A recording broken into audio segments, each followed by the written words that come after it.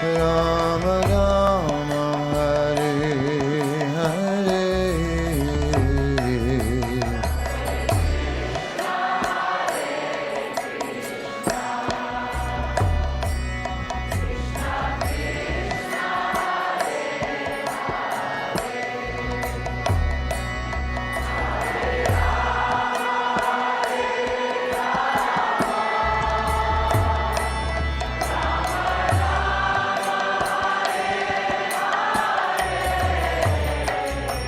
Hare Krishna, Hare Krishna, Krishna Krishna, Hare Hare, Hare Rama, Hare Rama, Rama Rama, Hare Hare.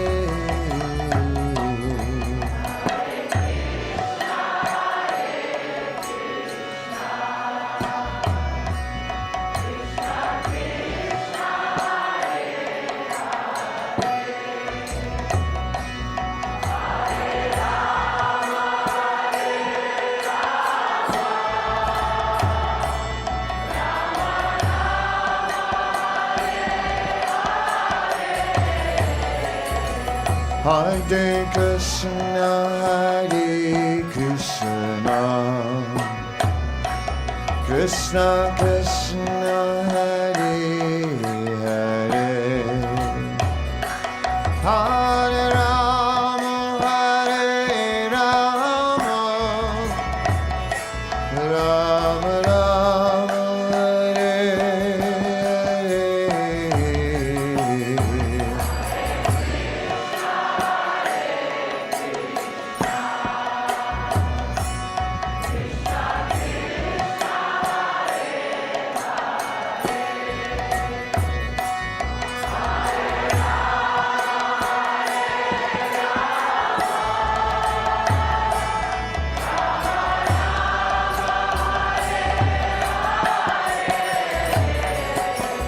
Hare Krishna, Hare Krishna,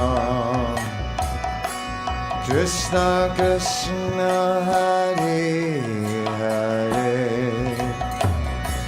Hare Rama, Hare Rama, Rama Rama, Hare Hare.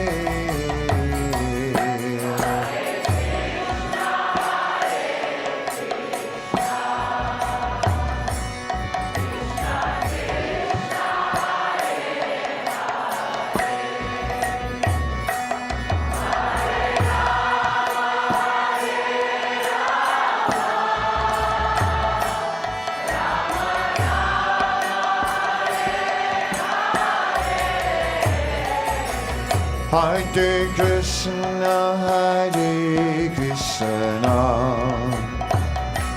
Krishna Krishna, Hare Hare, Hare Rama, Hare Rama,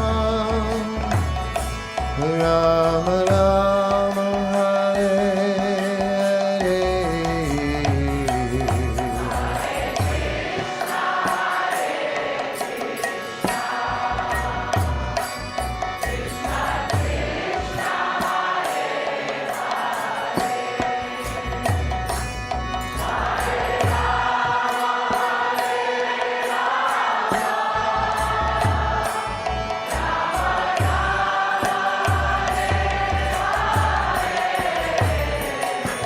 Hare Krishna, Hare Krishna, Krishna Krishna, Hare Hare,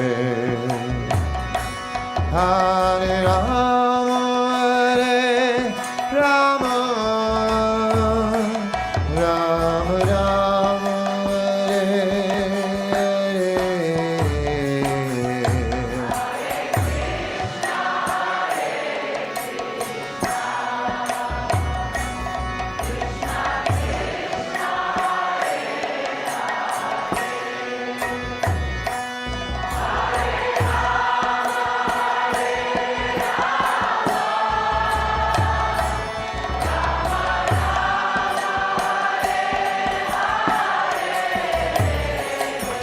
Hare Krishna, Hare Krishna, Krishna Krishna, Hare Hare,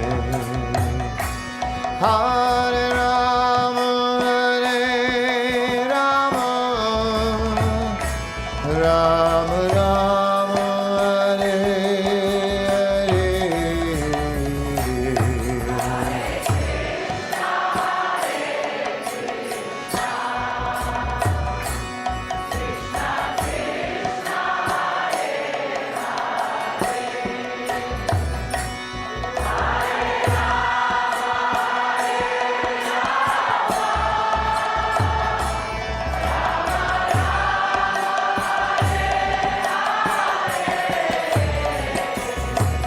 Hare Krishna, Hare Krishna,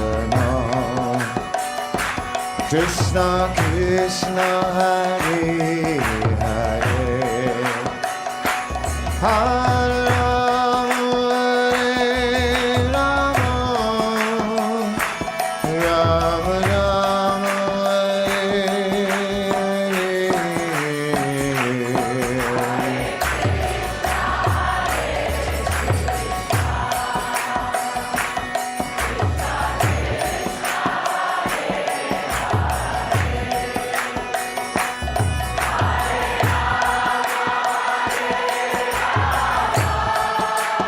Krishna Krishna, Hare Hare,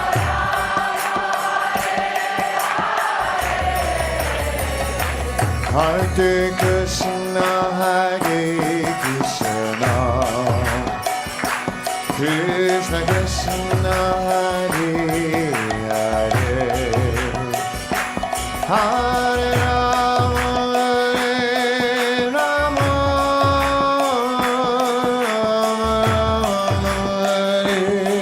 Hare Hare.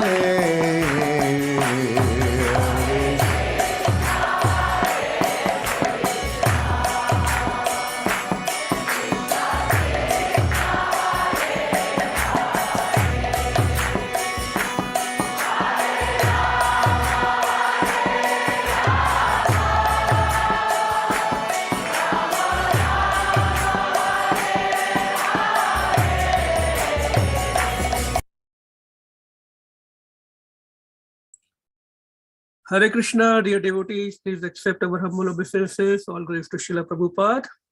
Thank you so much for joining this evening for the Bhagavad Circle sessions. And happy Ekadashi to everyone. And we welcome Mother Gita from ISKCON Atlanta to proceed with this journey of Bhagavad Gita. And we will start with 3.39.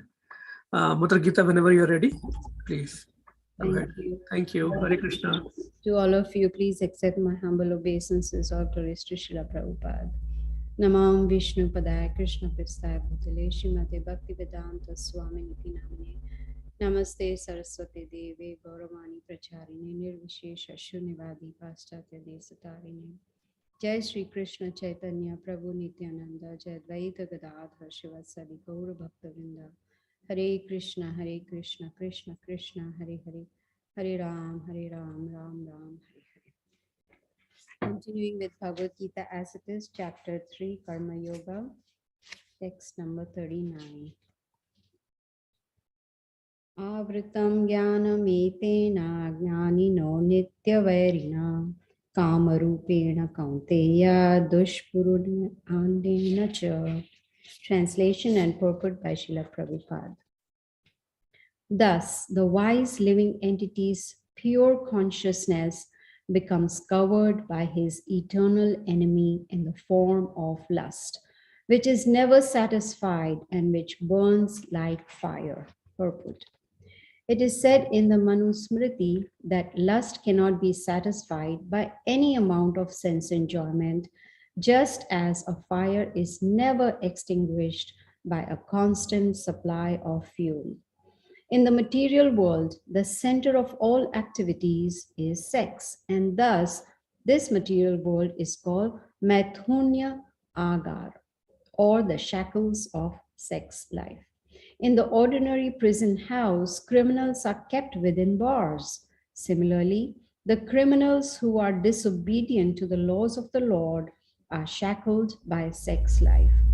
Advancement of material civilization on the basis of sense gratification means increasing the duration of the material existence of a living entity. Therefore, this lust is a symbol of ignorance by which the living entity is kept within the material world. While one enjoys sense gratification, it may be that there is some feeling of happiness, but actually that so-called feeling of happiness is the ultimate enemy of the sense enjoyer. Text 40. Indriyani manobuddhi asyadhishtanam uchyate etarimohaya esha jnanam avritya dehinam. Translation and purport by Srila Prabhupada. The senses, the mind, and the intelligence are the sitting places of this lust. Through them, lust covers the real knowledge of the living entity and bewilders him. Purport. The enemy has captured different strategic positions in the body of the conditioned soul, and therefore Lord Krishna is giving hints of those places so that one who wants to conquer the enemy may know where he can be found. Mind is the center of all the activities of the senses, and thus when we hear about sense objects, the mind generally becomes a reservoir of all ideas of sense gratification, and as a result, the mind and the senses become the repositories of lust. Next, the intelligence department becomes the capital of such lustful propensities. Intelligence is the immediate next door neighbor of the spirit soul. Lusty intelligence influences the spirit soul to acquire the false ego and identify itself with matter and thus with the mind and senses. The spirit soul becomes addicted to enjoying the material senses and mistakes this as true happiness. This false identification of the spirit soul is very nicely explained in the Srimad Bhagavatam 10.84.13. Yasatma buddhihi kunape tridhatuke swadihi kalatradishu bhauma ejyadihi yatirtha buddhihi salilena karhichij janeshva abhinekshursa eva gokharaha.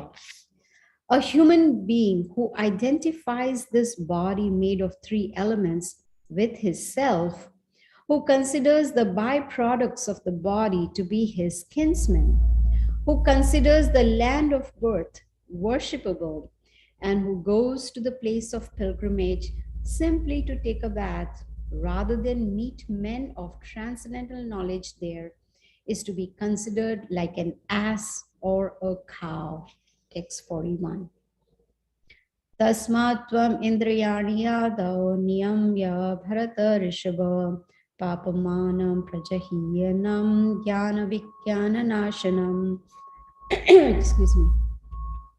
Translation and forward by Srila Prabhupada. Therefore, O Arjuna, best of the Bharatas, in the very beginning, curb this great symbol of sin or lust by regulating the senses, and slay this destroyer of knowledge and self-realization. Purport. The Lord advised Arjuna to regulate the senses from the very beginning so that he could curb the greatest sinful enemy, lust, which destroys the urge for self-realization and specific knowledge of the self. Jnana refers to knowledge of self as distinguished from non-self, or in other words, knowledge that the spirit soul is not the body. Vijnana refers to specific knowledge of the spirit soul's constitutional position and his relationship to the Supreme Soul. It is explained thus in the Srimad Bhagavatam 2.9.31. Jnanam paramaguhyam me yad vijnana samanvitam sarhasyam tad angam cha grihana gaditam maya. The knowledge of the self and the supreme self is very confidential and mysterious, but such knowledge and specific realization can be understood if explained with their various aspects by the Lord Himself. Bhagavad-Gita gives us that general and specific knowledge of the self. The living entities are parts and parcels of the Lord, and therefore they are simply meant to serve the Lord. This consciousness is called Krishna consciousness. So, from the very beginning of life, one has to learn this Krishna consciousness, and thereby one may become fully Krishna conscious and act accordingly. Lust is only the perverted reflection of the love of God, which is natural for every living entity. But if one is educated in Krishna consciousness from the very beginning, that natural love of God cannot deteriorate into lust. When love of God deteriorates into lust, it is very difficult to return to the normal condition. Nonetheless, Krishna consciousness is so powerful that even a late beginner can become a lover of God by following the regulative principles of devotional service. So, from any stage of life or from the time of understanding its urgency, one can begin regulating the senses in Krishna consciousness, devotional service of the Lord, and turn the lust into love of Godhead, the highest perfectional stage of human life. Text 42. Indriyani paranyahor indriyebhyaha param manaha manasastu para buddhi yo buddhehe paratastu saha. Translation and purport by Srila Prabhupada. The working senses are superior to dull matter. Mind is higher than the senses. Intelligence is still higher than the mind, and he or the soul is even higher than the intelligence. Purport. The senses are different outlets for the activities of lust. Lust is reserved within the body, but it is given vent through the senses. Therefore, the senses are superior to the body as a whole. These outlets are not in use when there is superior consciousness or Krishna consciousness. In Krishna consciousness, the soul makes direct connection with the Supreme Personality of Godhead. Therefore, the hierarchy of bodily functions as described here ultimately ends in the Supreme Soul. Bodily action means the functions of the senses, and stopping the senses means stopping all bodily actions.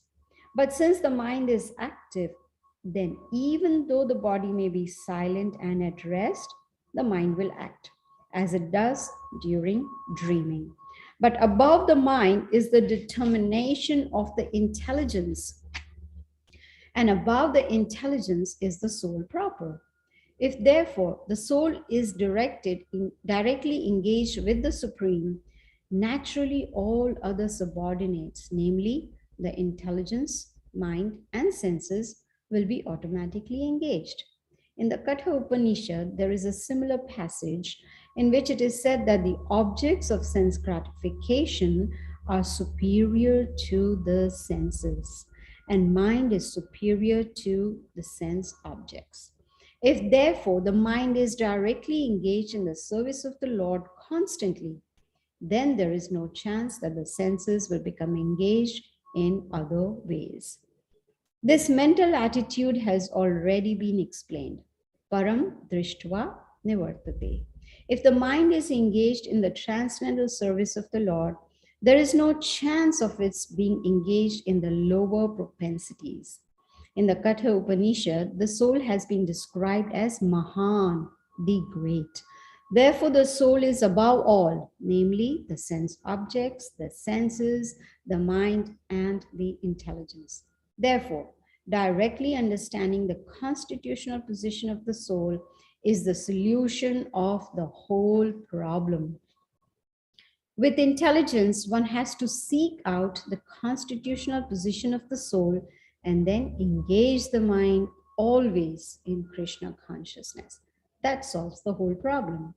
A neophyte spiritualist is generally advised to keep aloof from the objects of the senses. But aside from that, one has to strengthen the mind by use of intelligence. If by intelligence one engages one's mind in Krishna consciousness by complete surrender unto the Supreme Personality of Godhead, then automatically the mind becomes stronger. And even though the senses are very strong, like serpents, they will be no more effective than serpents with broken fangs.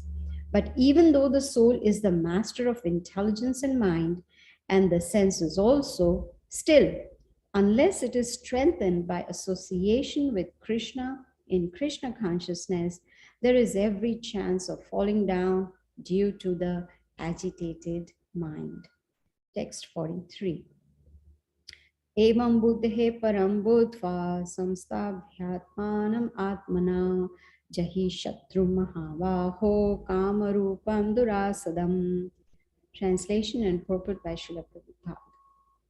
Thus, knowing oneself to be transcendental to the material senses, mind, and intelligence, O mighty armed Arjuna, one should steady the mind by deliberate spiritual intelligence or Krishna consciousness, and thus, by spiritual strength, conquer this insatiable enemy known as lust. Purport. This third chapter of the Bhagavad-Gita is conclusively directive to Krishna consciousness by knowing oneself as the eternal servitor of the Supreme Personality of Godhead without considering impersonal voidness the ultimate end. In the material existence of life, one is certainly influenced by propensities for lust and desire for dominating the resources of material nature. Desire for overlording and for sense gratification is the greatest enemy of the conditioned soul. But by the strength of Krishna consciousness, one can control the material senses, the mind, and the intelligence. One may not give up work and prescribed duties all of a sudden, but by gradually developing Krishna consciousness, one can be situated in a transcendental position without being influenced by the material senses and the mind, by steady intelligence directed toward one's pure identity. This is the sum total of this chapter. In the immature stage of material existence, philosophical speculations and artificial attempts to control the senses by the so-called practice of yogic postures can never help a man towards spiritual life. He must be trained in Krishna consciousness by higher intelligence. Thus end the Bhaktivedanta purports to the third chapter of the Srimad Bhagavad-Gita in the matter of Karma Yoga, or the discharge of one's prescribed duty in Krishna consciousness. Chapter number 4, Transcendental Knowledge. Text 1. Shri Bhagavan Vacha imam vivasvate yogam proktavan aham avyayam vivasvan manave praha manu ikshvakave abravit. Translation and purport by Srila Prabhupada. The personality of Godhead, Lord Shri Krishna said, I instructed this imperishable science of yoga to the sun god Vivaswan, and Vivaswan instructed it to Manu, the father of mankind, and Manu in turn instructed it to Ikshvaku. Purport. Herein we find the history of the Bhagavad Gita traced from a remote time when it was delivered to the royal order of all planets, beginning from the sun planet. The kings of all planets are especially meant for the protection of the inhabitants, and therefore the royal order should understand the science of Bhagavad Gita in order to be able to rule the citizens and protect them from material bondage to lust. Human life is meant for cultivation of spiritual knowledge in eternal relationship with the Supreme Personality of Godhead. and the executive heads of all states and all planets are obliged to impart this lesson to the citizens by education, culture, and devotion. In other words, the executive heads of all states are intended to spread the science of Krishna consciousness so that the people may take advantage of this great science and pursue a successful path, utilizing the opportunity of the human form of life. In this millennium, the sun god is known as Vivaswan, the king of the sun, which is the origin of all planets within the solar system. In the Brahma Samhita 5.52, it is stated, Yakchashu Esha Savita Sakala Grahanam Raja Samast Suramurti Asheshate Jaha Yasyaknaya Brahmati Sambrata Kala Chakro excuse me, Govindam Adi Purusham Tam Aham Bhajami. Let me worship, Lord Brahma said, the Supreme Personality of Godhead, Govinda or Krishna, who is the original person and under whose order the sun, which is the king of all planets, is assuming immense power and heat. The sun represents the eye of the Lord and traverses its orbit in obedience to his order. The sun is the king of the planets, and the sun god, at present of the name Vivaswan, rules the sun planet, which is controlling all other planets by supplying heat and light. He is rotating under the order of Krishna, and Lord Krishna originally made Vivaswan his first disciple to understand the science of Bhagavad-Gita. The Gita is not, therefore, a speculative treatise for the insignificant mundane scholar, but is a standard book of knowledge coming down from the time immemorial. In the Mahabharata, Shanti Parva 348.51 and 52, we can trace out the history of the Gita as follows. Treta Yugadao Chatato Vivaswan Manave Dadao Manushya Loka Bhrityartham Sutta Yakshvakave Dadao Ikshvakuna Cha Kathito Vyapya Lokan Avastitaha. In the beginning of the millennium, known as Treta Yuga, the science of the relationship with the Supreme was delivered by Vivaswan to Manu. Manu, being the father of mankind, gave it to his son Maharaj Ikshvaku, the king of this earth planet and forefather of the Raghu dynasty, in which Lord Ramachandra appeared. Therefore, Bhagavad Gita existed in human society from the time of Maharaj Ikshvaku. At the present moment, we have just passed through 5,000 years of the Kali Yuga, which lasts 432,000 years. Before this, there was Dwapar Yuga, 800,000 years. And before that, there was Treta Yuga, 1.2 million years. Thus, some 5 years ago, Manu spoke the Bhagavad Gita to his disciple and son Maharaj Ikshvaku, the king of this planet Earth. The age of the current Manu is calculated to last some 305 million years, or which 120,400,000 have passed. Accepting that before the birth of Manu, the Gita was spoken by the Lord to his disciple, the sun god Vivaswan, a rough estimate is that the Gita was spoken at least 120,400,000 years ago, and in human society, it has been extant for 2 million years. It was re-spoken by the Lord again to Arjuna about 5,000 years ago. That is the rough estimate of the history of the Gita according to the Gita itself and according to the version of the speaker, Lord Shri Krishna. It was spoken to the sun god Vivaswan because he is also a Kshatriya and is the father of all Kshatriyas who are descendants of the sun god or the Surya Vamsha Kshatriyas. Because Bhagavad Gita is as good as the Vedas, being spoken by the Supreme Personality of Godhead, this knowledge is Aparavishya, superhuman. Since the Vedic instructions are accepted as they are, without human interpretation, the Gita must therefore be accepted without mundane interpretation. The mundane wranglers may speculate on the Gita in their own ways, but that is not Bhagavad Gita as it is. Therefore, Bhagavad Gita has to be accepted as it is from the disciplic succession. And it is described herein that the Lord spoke to the sun god spoke to his son Manu, and Manu spoke it to his son Ikshvaku. Hare Krishna. Sorry, I went over 2 minutes.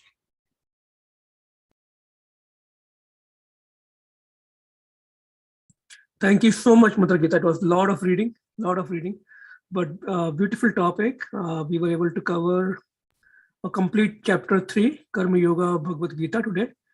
And the last section talked about how Lord Sri Krishna was explaining the hierarchy of senses, mind, intelligence, soul, very, very clear, right? So where we should focus right away, we know where to hit the nail when we are working on our sadhana or our issues. And so anyone has any questions, please feel free to unmute yourself. You can also type your question or comments on the chat, or you can also raise your hands. Any questions, any comments? Everyone is welcome to participate. We have quite a few devotees here today.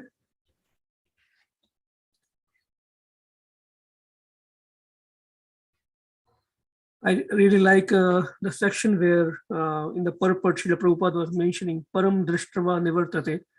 So how the easiest solution is to engage our mind, our activities in the higher consciousness, activities in Krishna consciousness. So that's, I think, the easiest way to control our senses, our mind, our intelligence, and also how Srila Prabhupada was explaining the importance of Bhagavad-Gita as it is. There are hundreds of translations available. Maybe Mother Gita, while you are thinking about question, you can talk a little bit about, the Bhagavad-Gita, which Bhagavad-Gita we should read and why. Maybe you can speak a little bit more about that.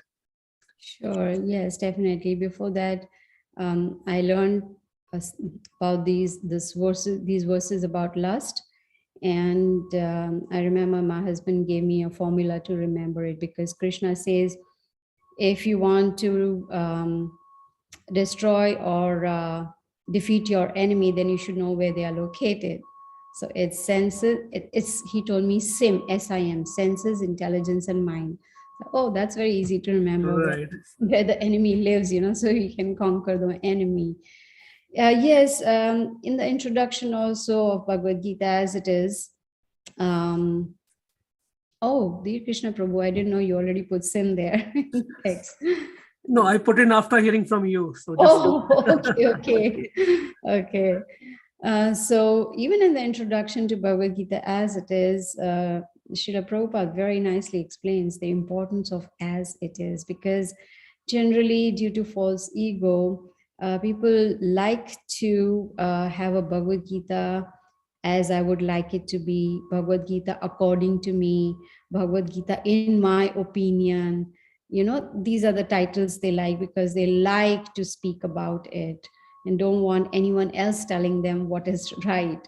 So Srila Prabhupada says Bhagavad Gita as it is important because this Bhagavad Gita is strictly following Lord Krishna, in the sense when we will go to the next verse on Wednesday, Evam Parampara Praptam, Krishna makes it very clear that this is how Bhagavad Gita is to be received, in strict disciplic succession. Why? Because all the acharyas in the disciplic succession are very faithful. They do not give their own interpretations. They just pass on the knowledge as they have received, just like Brahma gave it to Vyasadeva as he received from Krishna. So the authenticity of the knowledge is maintained. There is no addition, subtraction, multiplication or division. There are no, I would say, interpretations or mental speculation. Nothing of that sort. It is in pristine condition as Krishna spoke it. I'll give you my personal experience. This I don't think I've shared before. I'm not sure if I did, but my husband used to read a small Bhagavad Gita. Did I talk about that? I don't think so, right? So when he was when he was in the 4th grade, his grandfather had given him a very small Bhagavad Gita, and the pages also were kind of, really old, and they were kind of had become a little worn out and were breaking. So he thought, this is so holy, this book is so holy, small Bhagavad Gita. He would read every day since 4th grade. Why? Because grandfather used to read and he gave it to me, so I should also read. So then all those years he read Bhagavad Gita, and then when we got married, then came Janmashtami, and I was fasting for that day because my parents used to worship Lord Krishna. So he said, "What are you doing?" I'm fasting for Krishna. Who is Krishna? And I'm like, you've been reading Bhagavad Gita since 4th grade and you don't know who's Krishna? Why he didn't know who's Krishna? Because it was an interpretation. It was a small book written by Dr. Annie Besant, where there was no mention of Krishna. How can there be a Bhagavad Gita without mention of Krishna? He's a speaker of the Bhagavad Gita. So you see, when we do not take on knowledge as it is, then this is what happens. And as soon as my husband heard the Bhagavad Gita as it is, just like that, he understood. And immediately we went to the temple and we practically joined. That is the difference. There is potency in as it is. We are not here to, hear interpretations or ideas and opinions of others. No, we are here for the real thing. And that is what Srila Prabhupada has given us, the real thing as it is. And that is why we are still there after so many years. We are still in Krishna consciousness.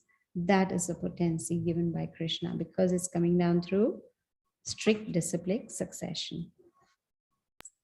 Hari Bol, beautiful story, Mataji. Thank you for sharing. Very, very inspiring.